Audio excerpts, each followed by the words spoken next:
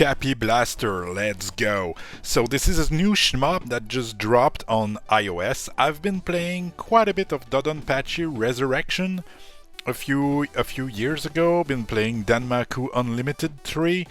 I quite like shmups. And way back when I've played Solar Striker on my Game Boy, that was great. So anyway, I cannot find the post anymore, but earlier today, each Saturday on Reddit, on the iOS gaming subreddit, there's the Developers Saturday thingy, where developers can post about their game, and that's great. This is how I'm finding a bunch of new games made by solo devs or very small team, and I like it. And earlier today I saw the guy, who knows? The person is called the Jackal, and yeah, he made Capyblaster, and he said, well, I just released this, you can try the game for free, the first 2 levels are free, then you have to buy the game, but there's no more microtransaction, it's just no ads, no nothing, the old school way. Buy the game, that's it, but you try it first. And to be clear, I've bought the game, I quite like it. I have some criticism, and I'm gonna say them here, because he asked for it. So yeah, he was saying, what do you like? What do you hate in the game? Is it too easy? Too hard? And so I've played it for like, well, now maybe an hour, but at the time of the recording, when I recorded the footage, I played for like 30 minutes. And so this is what I like. I like how it looks. I think the game looks great. That said, it seems to be made by AI. Like the graphics, I might be wrong. If it is, it's fine by me. I think the enemies look wacky, they look cool, and the overall aesthetic of the game I have no problem with. I do enjoy it. I really enjoy the music and sound design. The sound that the bunnies are making when they explode is really satisfying. This is really nice. So yeah, sound design, music, nothing to say. I quite like it. There's an upgrade system in the game. So you see those kind of blue crystals that I'm getting. Once you die, you keep them, and you can buy some stuff with those crystals. I'll show you at the end of the video, but it's like shields are lasting longer, and this is kind of permanent upgrade. I see this game now kind of like a roguelite, where on every run you have to play the game. You have to play all the stages to the end to beat the game in one go, but if you die, well, you get some currency that you can then upgrade your Cappy Blaster, I suppose, with. Anyway, the game becomes easier and easier each run. Now I'm getting pretty wild guns and wild stuff. This is pretty satisfying. The game have a leaderboard. I love leaderboards. This is really something that pushes me to try and do better and beat other people's score. I do like this kind of... I'm not a fan of PvP in an online game, but in a game like this, being able to compete with other players is pretty nice. Now that I've said it, now that I've said I've bought the game, that I quite like it, it's really fun, it's a nice shmup, it controls well, I do enjoy it. I do have some criticism, and I will make them. Some might sound harsh, but I hope it's taken in a constructive way. And I want to see the game get better. We don't have a lot of good shmups on iOS. We have AK2 Blue, Danmaku Unlimited, and Dodonpachi. This is pretty much my go-to. So it's nice to see another one that is not full of microtransaction and ads and have to be online and stuff like that. So I do appreciate it. Now, I have a problem with the hitboxes. my character, it seems, if you really look closely, you know, when you play Dodonpachi, you have your little ship, your little spaceship, but actually the hitbox is just a little small dot in the middle, and so even though the enemy's bullets are touching your ship, you don't die.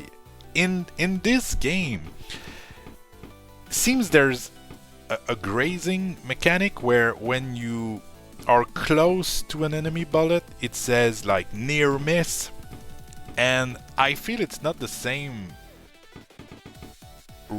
from left to right. I cannot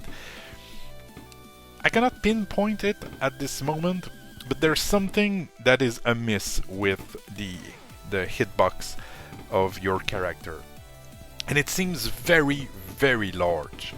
It seems that like the sprite is the hitbox, and I suppose I will get accustomed to it. I'll be fine at some point, but it really rubbed me the wrong way. So there's that.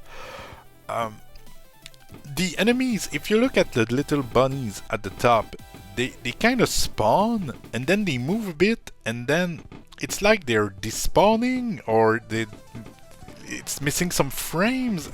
It's another thing. I haven't played a long time. I've tried to understand what I'm seeing. It's kind of weird. It's like they disappear and reappear just besides where they were. Is it new enemies? I don't think so. I try to... They move weird, okay?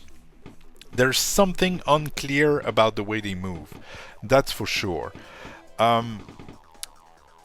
As for the difficulty, would it need to be easier or harder? Well, we are in a rough spot, because in a way the large hitbox makes it that the patterns cannot be a lot harder, because you don't have a lot of room to evade the bullets. So I don't know. If we want more complicated patterns, we'll need a smaller hitbox. This is what I'm trying to say. The screen shake. There's a lot of screen shake. I am not a fan of screen shakes. So if there could be a toggle on off for screen shake, that would be great. Another thing that is weird is at the top of the screen you can see like what time it is, and it's obfuscating the boss hit points. You can see the battery, the Wi-Fi, and all of those things. I've played quite a few games on my phone, and usually those type of informations are not on the screen. In a way, it's nice to see what time it is, but yeah, I would prefer it to not be there. The game would look better that way. I wish the game had a pause menu. There's no pause. You play, or then you close the game. That's pretty much it. Or if there is a pause menu, I'm too stupid to find it. If you've played the game and you know how to pause the game, let me know. I'll be happy to put a little comments under the video saying, hey, well, to get to pause menu, you just click on the bottom right or something like that. I don't mind correcting myself. On the second boss that I just beaten, or that I will beat, I was not looking too much. I was looking at my notes. Okay, I don't think it's because it's very obvious at the second boss, but my bullets color are the same as the second boss bullet color, and some of the enemies too. I think the blue bullets should be just for my character, and enemies should have other colors, any other colors than The same I have, because it makes it a bit hard sometimes to know if it's something coming to hit you or if it's something you're shooting yourself.